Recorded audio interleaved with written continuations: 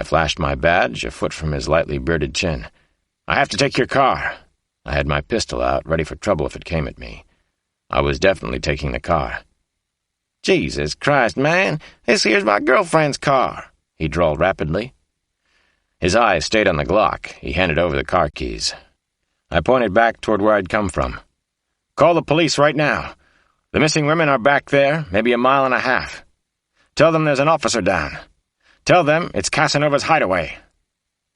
I jumped into the Duster and was doing 40 before I got out of the parking lot. In the rearview mirror, I could see the man with the six-pack still staring at me.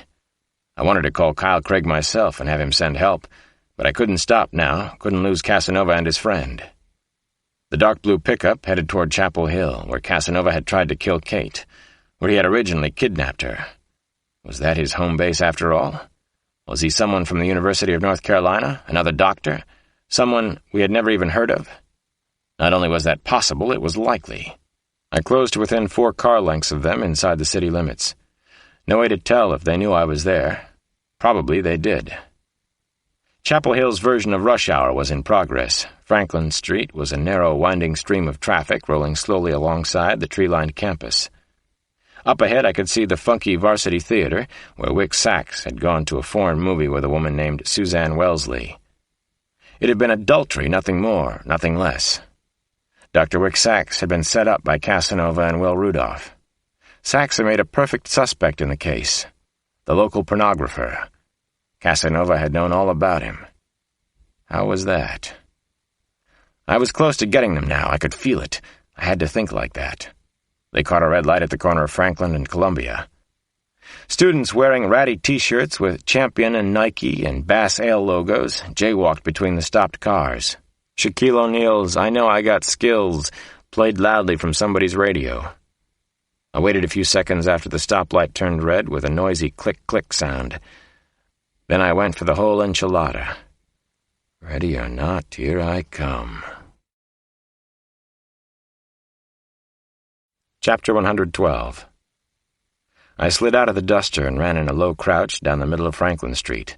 The Glock was out, but held flat against my leg to be less conspicuous. Nobody panic and scream now. Let this go right one time. The two of them must have spotted the trailing Duster earlier. I'd figured as much. As soon as I hit the street, they threw themselves out of opposite sides of the pickup. One turned and fired off 3 quick shots. Pop, pop, pop. Only one of them had a gun out. Something clicked inside my head again. I remembered a quick scene from the woods, a connection made, a flash of recognition. I ducked down behind a black Nissan Z that was waiting for the light and yelled at the top of my lungs, "Police! Police! Get down! Get down on the ground! Get out of these cars!" Most of the drivers and pedestrians did as they were told. What a difference between Chapel Hill and the streets of D.C. in that regard. I took a quick peek up the sheet metal lane between the cars. I didn't see either of the killers anywhere. I slid alongside the black sports car, bent over more than double in a low-slung crouch. Students and store owners watched me warily from the sidewalk. "Police! Get down! Get down! Get that little boy the hell out of here!" I yelled. I saw crazy things in my mind's eye, flashing images.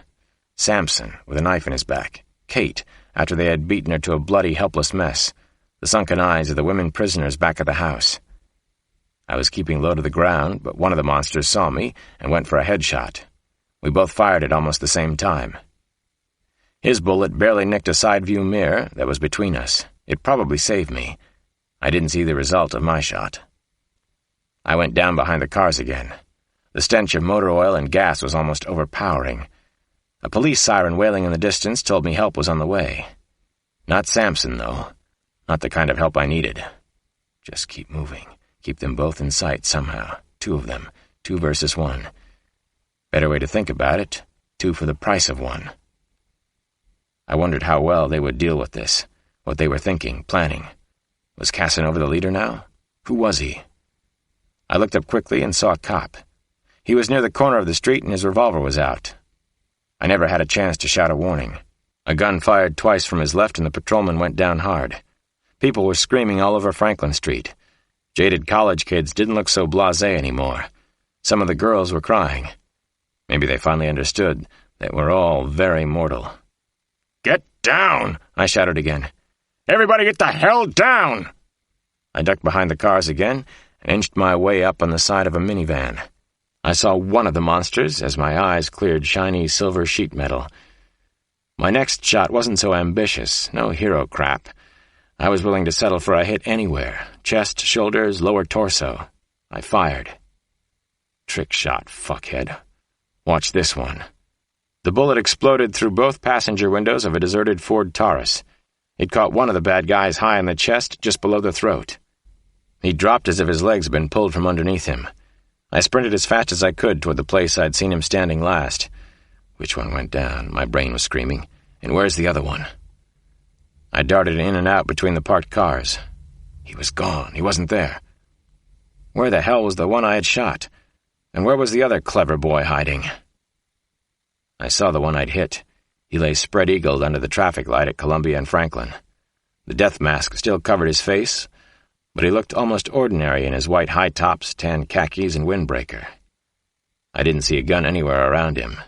He wasn't moving, and I knew he was badly hurt. I crouched on my knees over him, my eyes darting around as I checked him out. Careful, careful, I warned myself. I didn't see his partner anywhere. He's out there someplace. He knows how to shoot. I peeled the costume mask off his face, the last facade ripped away. You're not a god.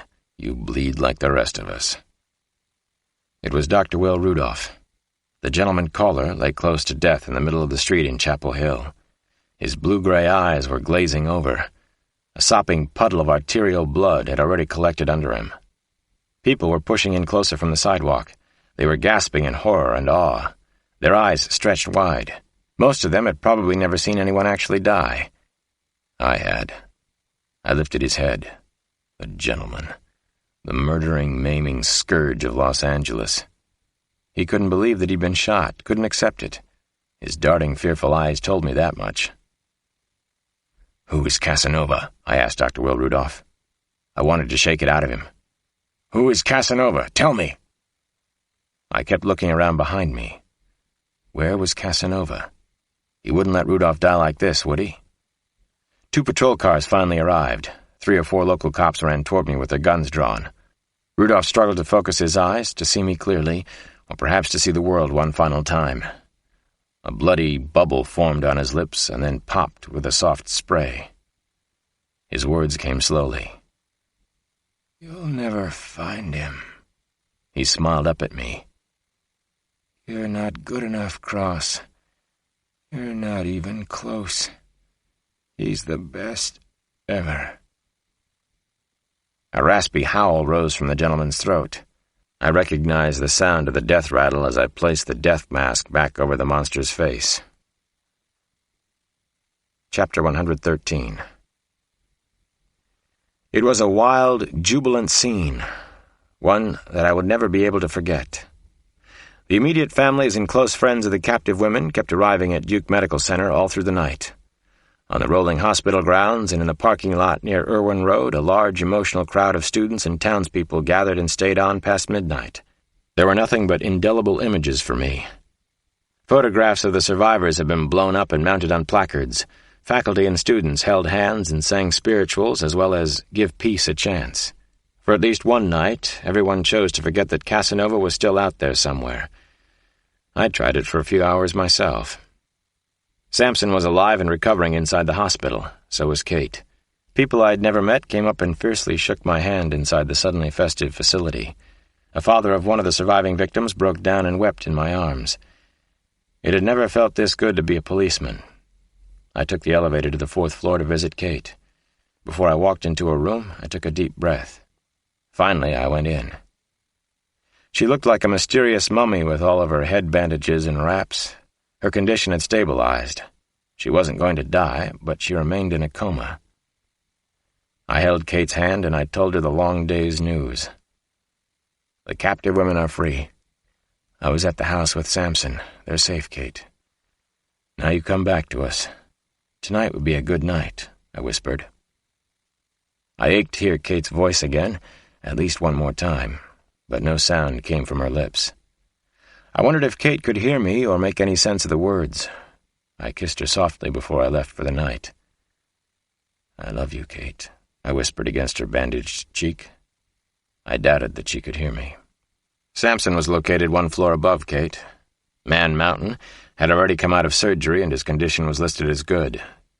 He was awake and alert when I came in to see him. "How's Kate and the other women?" he asked me. "I'm about ready to leave this place myself." "Kate's still in a coma. I just came from her room. Your condition is good if you're interested." "You tell the doctors to upgrade me to excellent. I hear Casanova got away." He started to cough, and I could tell he was angry. "Take it easy. We'll get him." I knew it was time for me to go. "Don't forget to bring me my shades," he said as I left. "Too much light in this place. Feel like I'm in Kmart." At 9:30 that night, I was back in Scoochie's hospital room. Seth Samuel was there. The two of them were impressive to watch together. They were strong, but they were also sweet. I began the happy task of getting to know Naomi and Seth. "Annie Scooch! Annie Scooch!" I heard a familiar voice behind me, and it was the best sound. Nana, Scylla, Damon, and Janny all trooped into the room. They had flown in from Washington. Scylla broke down and cried as she saw her baby. I saw Nana Mama also wipe away a few tears. Then Scylla and Naomi were giving the word hug a new meaning. My kids watched their Auntie Scooch lying in the scary hospital bed. I could see the fear and confusion shining in their little eyes, especially in Damon's, who tries to rise above all forms of uncertainty and terror in his life. I went to my kids and scooped them up in my arms. I held them both as tightly as I could. "Hello, son." Little cue bowl in the side pocket. "How's my Jenny?" I asked. For me, there's nothing like my family, nothing even close. I imagine that's part of why I do what I do. I know it is. Dr. Detective Cross.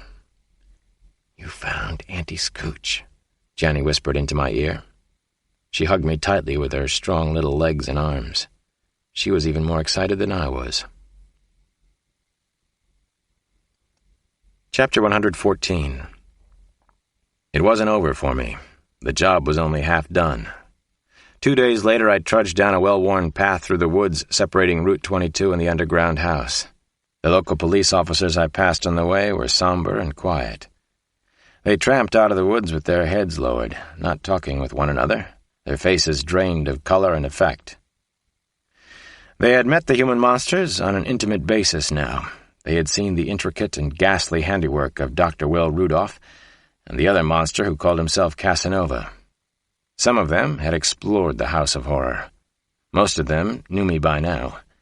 I was a regular at the hellfires with them. Some nodded or waved hello. I waved back. I was finally somewhat accepted in North Carolina. 20 years ago, that wouldn't have been possible, not even under these extreme circumstances. I was beginning to like it in the South a little, more than I would have thought possible. I had a new notion, a plausible theory about Casanova. It had to do with something I'd noticed during the gun battle scene in these woods and on the streets of Chapel Hill. "You'll never find him," I recalled Rudolph's dying words. "Never say never, Will." Kyle Craig was at the House of Horror that warm, hazy afternoon. So were about 200 men and women from the Chapel Hill and Durham police forces, as well as soldiers from Fort Bragg, North Carolina. They were getting to know the human monsters up close and personal. "Extraordinary time to be alive, to be a cop," Kyle said to me. His humor got a shade darker every time I saw him. He worried me. Kyle was such a loner most of the time, such a careeraholic. Apparently such a straight arrow. He had even looked that way in the Duke yearbook pictures I'd found of him. "I feel sorry for these local people dragged out here for this," I said to Kyle. My eyes passed slowly over the ghoulish crime scene. "They won't be able to forget this until the day they die. They'll dream of it for years." "How about you, Alex?" Kyle asked. His intense, grayish-blue eyes leveled mine. Sometimes he almost seemed to care about me. "Oh, I have so many nightmare images now, it's hard to pick out just one favorite," I confessed with a thin smile. "I'll go home soon. I'll make my kids sleep in with me for a while. They love to anyway. They won't understand the real reason why,